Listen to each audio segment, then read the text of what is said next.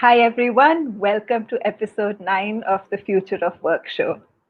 So, today we're going to speak about something that, to be honest, is a little bit of a, what shall I say, passion for me: online learning. So, for those of you who know me, I'm actually an online learning junkie. I think at any given time, I'm in at least 4 or 5 courses. So, this is a topic that's really, really close to my heart, and it is so topical. And I have with me a guest who is really at the front end of India's online learning business. And I'm just going to bring her in. Hi, Shreyasi. Hi, Shalini. How are you? Good afternoon. Good afternoon. So happy to have you on the show. For those of you who are just joining us, Shreyasi is the founder and CEO of Harappa Education. Now, Harappa Education is really the leader in soft skills education in India. I'm sounding like a spokesperson, I think, but then I Good. am. I am a Yes. faculty for Harappa as well, and I can tell you that they really do a brilliant job. They have great instructors and great programs, and everything that Harappa does is very well researched. So happy to be a bit of a spokesperson for Harappa. Thank you for joining us, Shreyasi, No, today. thank you for having me, Shalini, and thank you for that really warm and just lovely introduction and endorsement of Harappa. You're one of our favorite faculty, favorite podcast guests. So this is great fun. We would often do this at when we meet each other to discuss courses. I'm so glad just to have a chance to chat with you. No, me too, me too. So for all our viewers, you've had such a journey. Now, Shreyasi, besides being founder and CEO of Harappa, has been a journalist, a columnist, a two-time author, including the author of the well-known Wealth Walas. And then you moved into online education. Would you like to share with us a little bit of, what drew you into online learning from a field which is connected but different, books, from books to online learning? From books to online? That's a good question. I don't know if I can explain my journey easily to people. I think, people struggle to sort of, connect the dots as so as to say. But I actually find it very intuitive, and I think that it was almost natural that this should have happened. I think two or three reasons. Towards the last 7, 8 years of my journalism career, for sure, I was very focused on entrepreneurship.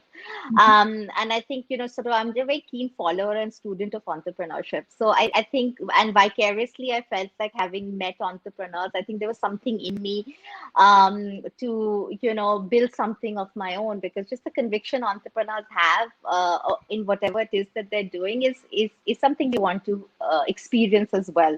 So I think that was very important. My co-founder, I think, was very important, instrumental in sort of, pushing me to pulling me towards higher education. I think I was pretty clear that I wanted to leave journalism and media once, the three milestones that I had, writing a book, editing a magazine, and writing a column, were done.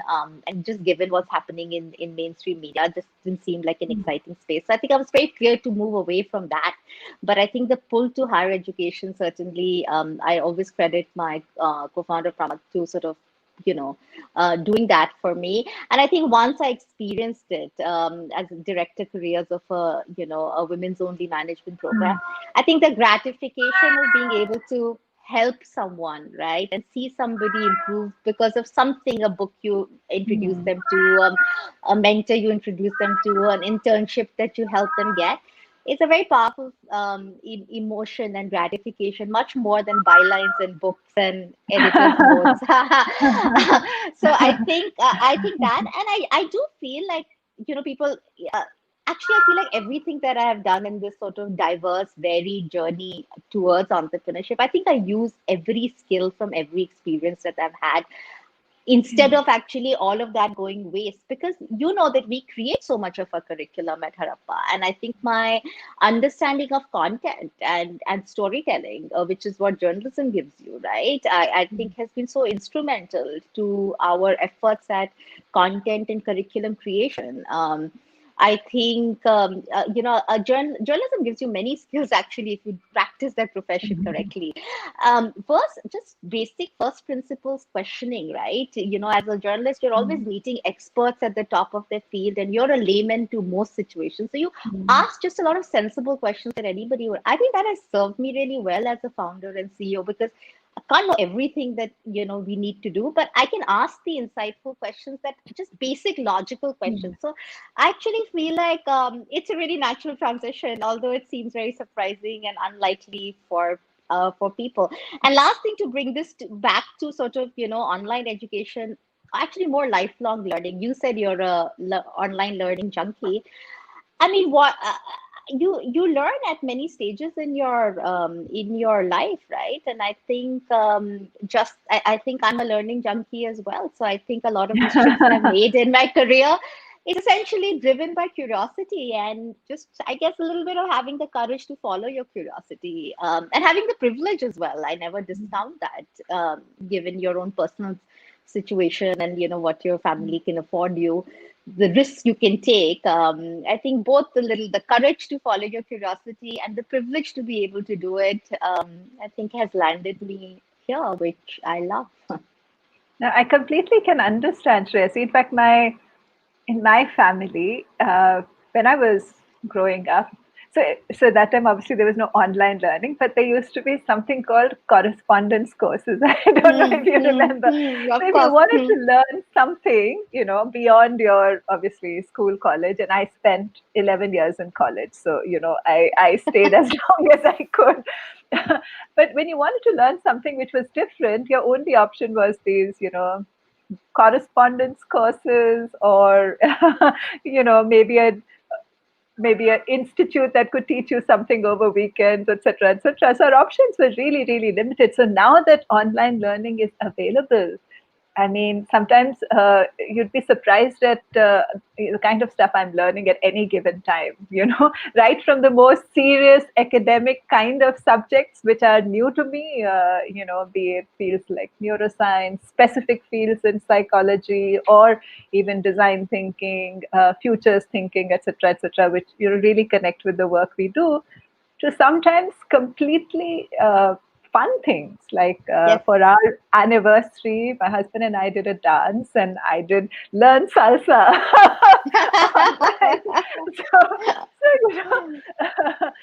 It's so much fun. So yeah, I No, completely, absolutely. completely connect, and I think it really, really connects with where we are today, right? As a world and as a community of professionals. So let me ask you, what a year for online learning in India, 2020. Schools, colleges, everything moved online. So I wanted to hear what you thought about this almost complete, a transition to online learning from in-person learning almost overnight. What are your thoughts around, what have we gained on the one hand? Is there something we've lost as well? I mean, I think we're living sort of in the midst of sort of the most intense concentrated period of sociological experiments, right? On everything, the way we Yeah. work, the way we collaborate, the way we build relationships, how we teach, how we discipline ourselves. So I think just so much has changed. I'm also a parent. I have a 13-year-old. So I think, and now, especially because I'm running an online learning company, I'm just so interested in what he and his school are doing, and what are the habits that he has picked up. I mean, first of all, incredible empathy and kudos to teachers of all kinds everywhere, teachers in school, teachers in faculty in colleges, facilitators, coaches, anybody who has any responsibility or custodianship of anybody that they have a student, that almost without preparation, right? People had to move online out of a system that has been embedded and being practiced for hundreds of years, right? Which is the a teacher coming in front of a set of students and imparting or disseminating information, essentially, right? And hopefully some inspiration. I think for that, all over the world, for that to be disrupted in like this super tight, concentrated 4 5 month period, I think we don't even know what's happening. I think we're so much in the middle of it that I don't know what happened. I think three things that I would say for sure. I think it's great that it's almost like a time machine. I think Corona for education and disruption in education, right? It has sort of put everybody, the whole world, onto a time machine and said, "Here you go, 8 years ahead." I think some of this would have happened at its own pace as well, but I think the friction to the first adoption was going to be so high because there would be so much skepticism. Changing status quo at that level of a structure is so difficult. So I think the one thing is how everybody who's a formal student and a formal teacher and a formal academic administrator has experienced online to some degree or intensity, right? I think that has been a huge it's a huge positive step ahead for us, right? In what we're doing. Second, I think there have been lots of kinds of reports of, some people like being able to enjoy it, people not being able to concentrate, some people actually liking the convenience and the access. I think the one thing that is important for us to remember, we're really not even at the ground floor of sort of this new frontier of, or in Harappa's case, as we think of a new civilization or a landscape of online learning. This is not what it's going to be, right? I think we basically took the classroom and did exactly the same. A teacher came, there were, lots of Zoom boxes or Microsoft Team boxes, and we delivered it. That is not true online learning, right? So I think for people who have been disenchanted, disillusioned, or underwhelmed by the online learning experience, my sort of suggestion to them or appeal to them would certainly be, this is the starting point, and the starting of any innovation disruption is inefficient, ineffective, under optimized, but things will get better because people have started to do that. Of course, there's just so much conversation on under resourced community learners, for sure, did not overnight have the access to the devices or to the internet and bandwidth, that they had enough. I mean, I think, of course, there's going to be some damage, loss of learning outcomes in the immediate, right? But I have no doubt that sort of the leapfrog on all of that is actually much easier and much going to be much faster than people imagine right now, right? So I think just this adoption, mass scale adoption to a new system, is for me the thing that stands out most. And I think just from there, because you're adopting, the other big advantage in online learning is sort of this clickstream of learner data and learner analytics that comes. And imagine the mass 1 billion students all over the world doing this, right? You're a researcher at heart as well. You know what that kind of data can lead to in terms of improvements, right? It's going to be it was very difficult to collect that kind of data in the more traditional offline systems. I think that will lead to we're going to see very rapid improvements in delivery of online learning. I have complete confidence that that will happen. I think, and individual schools, it's not like, I'm saying that only Harappa will do it. I think individual schools, individual colleges, and we're seeing that even with the university partners who are saying, hey, come and help us make our faculty much more online ready, right? So they're able to do what they could and do more than what they could do in the classroom. What we have lost is, I, I think for younger children, I think below 10, I do feel like it is likely to be a suboptimal experience. I have parents whose children are younger, friends whose children are younger, and they have to sit in I mean, I think a bit of that I find ridiculous, that you have to sit in a class with your 4-year-old with them while the teacher is there and asking them to do dance and PE and sculpture. And so you can't translate that same school calendar. I mean, online school starting at 7:40 a.m. just the way others, the offline school started, makes no sense to me. Why won't you let children just sleep till 9 and start that? So I think for younger children, I think they have lost the most, is my sense. I think anybody upwards of 12 years, and certainly if they have a good device and a good internet connection, I think you can learn.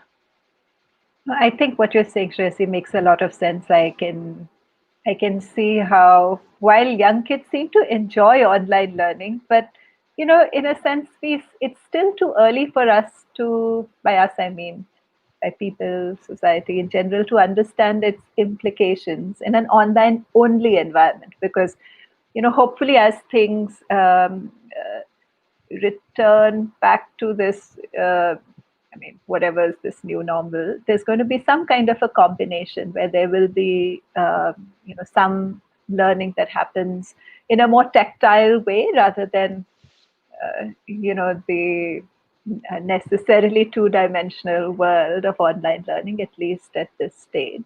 I think the only thing I'll add is that in my experience, because I happen to be teaching an online class in leadership when this whole lockdown happened. So half of my course was in person, and in person with, much more deep, reflective, small group work. And then when that transitioned to an online only format, obviously what you teach, how you teach shifts, because, the two-dimensional world does not lend itself, at least as yet, to that kind of intimate small group formation, discussion, sort of, just go through an experience which is more, three-dimensional, more in space where people, do something, reflect on it. So it was different. And what I found was that the MBA students, for them, this was the hardest. So every time I'd come for class and ask them, how are you finding it? And because, this happened in March and they graduated in June. So obviously it was just the last 3 months of their curriculum. So there was a huge letdown at that stage that, we just don't feel we are learning enough. But I'm really curious about something you said a little while earlier, Shreyasi, about how we're really at the early stages, and therefore people are translating how they did, teaching, or sometimes even work for that matter, and simply maybe Zoomifying it, or using similar ideas and trying to implement them online. So, would you share with us one or two ways in which online learning in the future could look very, very different? So let me pick up the first point that you said, that I think there will be a blend, right? It won't be either or. And I think I completely believe that, right? And I think that's the true power, that it won't be offline or online. It will be offline and online, right? And I think, isn't that wonderful for the learner, that and learners of all kinds, because there's some things that you might actually find better to do online. There's some things that you might actually find better to do offline. You'll have much more autonomy, and there'll be many more options for you to do things multiple. So sort of even the national education policy has talked about that. And I think it's going to be apparent sooner rather than later. There's multiple exit and entry points into education and learning throughout your life, right? Like, for no longer we can pretend that at 23, you know everything at the end of your master's, that is going to serve you for the next 60 years as a productive professional or individual out in the world, right? So I think you might come in and do a financial savvy course online because it's a sort of just a breadth course in skill that you want to build, something that you want to really build vertical depth and expertise in. You might do an online course to get started. You might get a coach to become better. I think there's just going to be many more permutations and combinations, and we'll all curate our education and our learning with many more choices of timing, formats, all of that. So I think that's the first big change that is going to happen. When things settle down, and to take this from the early ground floor to more mature systems. I think the second thing that is certainly going to happen is we will not translate the traditional classroom into the online classroom. Zoom is a meeting software. We've been using it for classroom instruction. It's not built for that purpose, really, right? We all having to make do. We're innovating on the fly, which is wonderful, right? Because it's given that first adoption that I'm talking about. But obviously, it's not completely built for that system. So I think you're going to find again that a lot of asynchronous, self-paced kind of online learning we see much more. That's the true convenience of online learning, right? When you can choose the pace and the time at which you learn, where this appointment viewing of a class of a faculty or a teacher always giving you 10:30 a.m. to whatever, right? So I think we'll just see many more formats of async and convenience. The other thing that I think online can do, and this is a lot of the successful edtech companies, certainly in the K-12 segment, have done, is one-on-one coaching, right?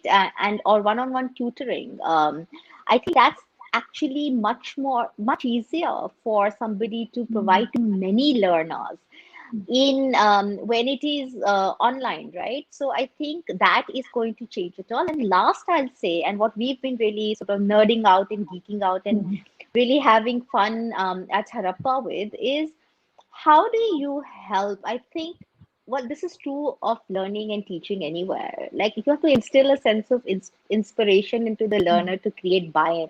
We don't do enough of that. We focus so much on what the content will be and how will we test for that content.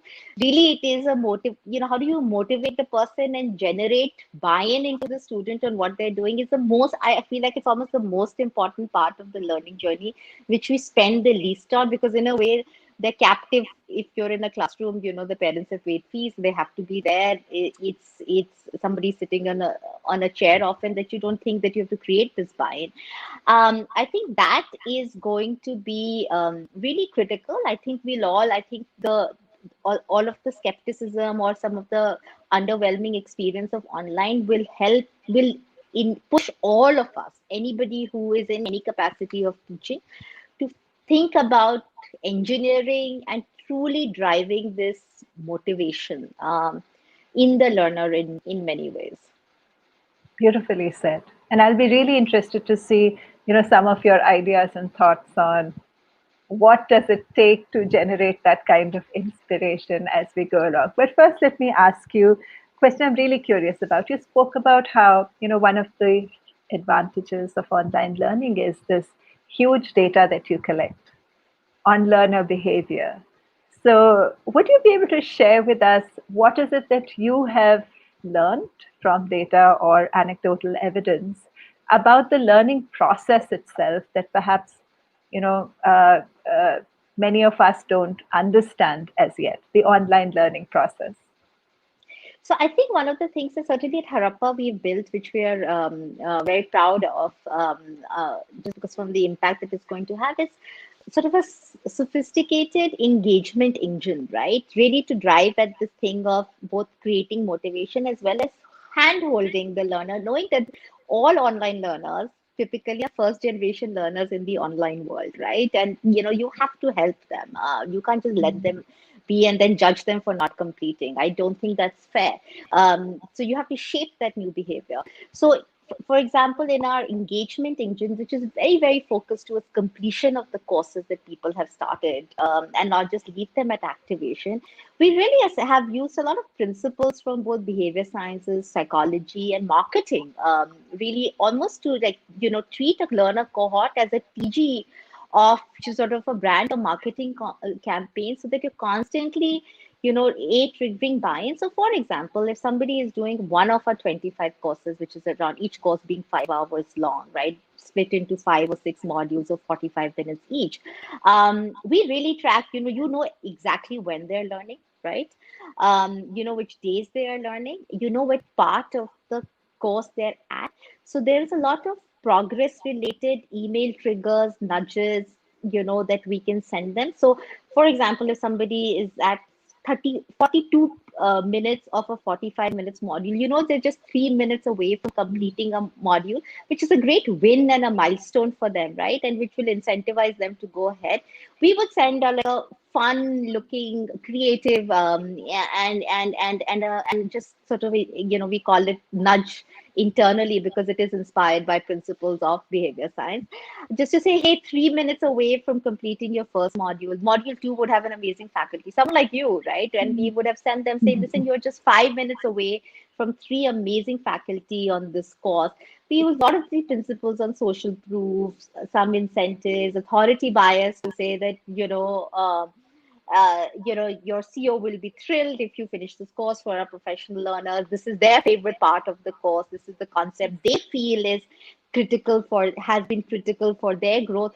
Lots of those things. So really using data to drive progress through the course, because you have to, in this first generation of online learners, you have to help them experience the first couple of wins so that they believe in this way of learning. So if they finish 3 courses, and we are confident, thanks to faculty like you and our amazing team at Harappa, that if people finish our courses, we know that they will find great value and usage of it. But we know the struggle is for them to finish. So that's how to sort of use data. We've had great success, Charlene, on by using this. So from our B2B paid learners, we've seen that 93% of all learners finish our courses within 30 days of them starting the courses, right? This is That's still at really the high. yeah, that's really high. And actually, I think something has become urban myths and legends as well. So that the MOOCs had a dropout percentage of 97%, for example. MOOCs being massive online open courses which are free, is something that has stuck in people's whatever. Actually, when somebody has paid for the course, or somebody either their dean, the college, or their company has paid for the course, the industry is seeing completion rates of 65%. We've raised the bar higher for ourselves to say that we will deliver upwards of 75%, even 80% of completion, learner after learner, cohort after cohort. And that has been for us our big highlight of 2020, that we seem to be able to do that consistently, just because we really use learner analytics. So if you know that Wednesday 9 p.m. is a great time when this cohorts, for some reason which we can't explain, but the data says it, they really spend their Saturdays in finishing the course. We would just send more nudges on Saturday. We can send a nudge to somebody stuck at not starting a course, would be different to somebody 20 minutes away from completing the course. It's very difficult for somebody, for a teacher in a classroom to be Yeah. able to do that, because they don't have the support that analytics provide you. No, I can completely understand that. So, can you share what would it take for any of us to be better online learning? So, online learners. So, maybe two or three, actually 5 tips, maybe, Wow, on 5 tips, what does it huh? take to be a better online learner, given that I think all of us will spend a lot of our learning journey online beyond school and college. There are books, there are, of course, mentors, role models, watching them, but then the only other structured way of learning at this point in time is online learning. So, how can we be better at it? So my first tip would certainly be find the format that works for you, right? So I think there is the asynchronous self-paced, which is that you do a course and you do it at your own time. Does that work for you? Some people love the advantage of that convenience, that they could be doing it at 1 a.m. or 6 a.m. There is no, so as opposed to a live, something like what we're doing, right? And you log into a live virtual masterclass with a faculty, and they take you through it. Third is just different formats, right? And I think audio, for example, we are very bullish and excited about using audio for learning. We have a podcast that I host, and you've obviously been a guest on for a couple of our episodes. I always say this, for example, I have learned everything that I have about being a non-tech, non-MBA founder and CEO of a digital business by accessing amazing podcasts on topics ranging from managing teams, product management, UI, UX, handling an engineering team, all of that from podcasts.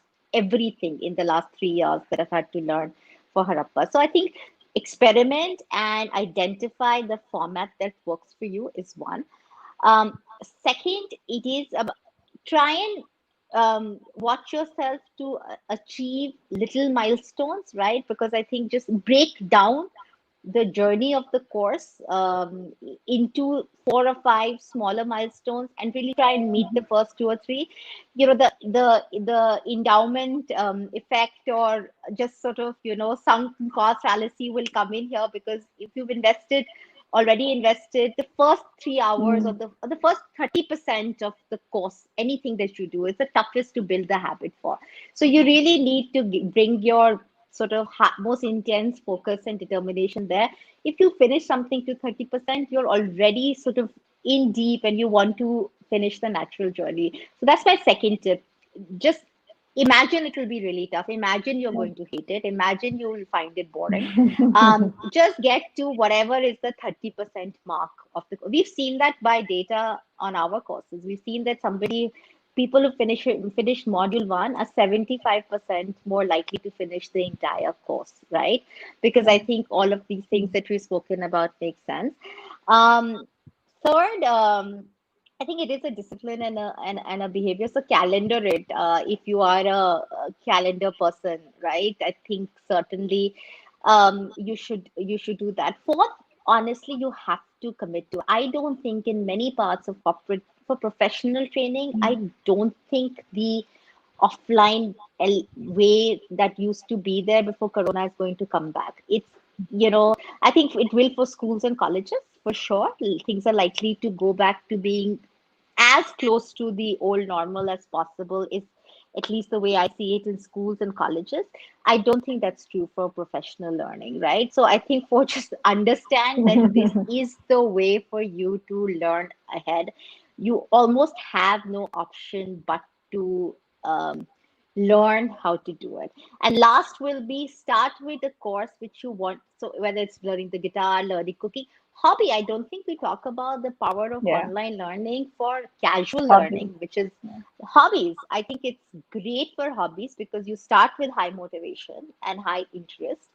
And whether it's baking, people are like, Yeah. you doing so many cooking classes and things like that. So start with a hobby that put position yourself for success, and that's most likely to happen when you truly start your online learning journey with something that you love. And I think when we love something, whatever it takes, we do it, and then those habits get built subliminally, and then you can apply them more to maybe the functional skills or the professional skills that you need to pick up. So those are my 5 tips. They're lovely tips, Shreyasi. And I particularly love the way you've used data to suggest, who's going to complete, who's not. I think that makes a lot of sense. The whole sunk cost, as you said, or the fact that you've gotten this far and therefore, more. And of course, calendaring your time, setting time aside, picking some topics that you really care about and want to learn, set yourself up for easy wins, break down the task Mm. into smaller pieces. All of them, make absolute sense. Actually, at Uncube, we'll soon be launching our first online course as well. And it's at the Fantastic. intersection of the work I do, HR for future organizations. So Uncube is all about future of work. And that's going to be our first program. I'm super, super excited about it because, again, as you said, it touches a topic that I'm really excited to speak about, and I'm hoping there'll be others who will be as excited to learn about, what will it mean for HR to create organizations of tomorrow. So, we're also really, really interested and have lots to learn from, a lot that you have shared about what it takes to make online learning a success. Let me just see if there's some More power to questions. you. I think it's so exciting. It is, it really is.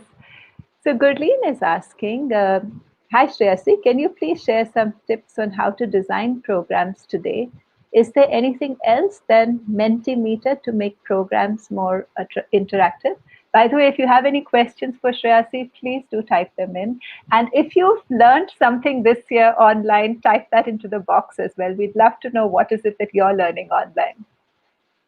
Uh, Hi, Gurleen. So it's a great question. I think there's Mural that we've seen success with in some of our sessions. So I think Mural is a fun sort of brainstorming tool that we did internally at Harappa, and I think even for our teams at Harappa, as well as with some of our cohorts, we've seen Kahoot, and I see my son using Kahoot all the time in his class as well. I think Kahoot is great, especially for younger audiences. It's great. It's a quiz app, right? And you can. It's great for sort of first level thinking on quiz, and also for fostering engagement because they'll have the leaderboards come in. So I think Mural and Kahoot we have seen great success with. The other thing I'd like to add, Gurleen, is the way that we've thought about building the asynchronous self-paced courses. Listen, in the all of us are so used to the best in class media and media experiences through Netflix, Amazon, Hotstar, or all of these, right? And what we watch and have access to the world's best really from our iPads and laptops. In the garb of education, you cannot give students poorly produced content, right? They're, subliminally, their brains are so primed for high quality production that they will reject it. Just because it's education, they will not have the patience for it because they're just too used to.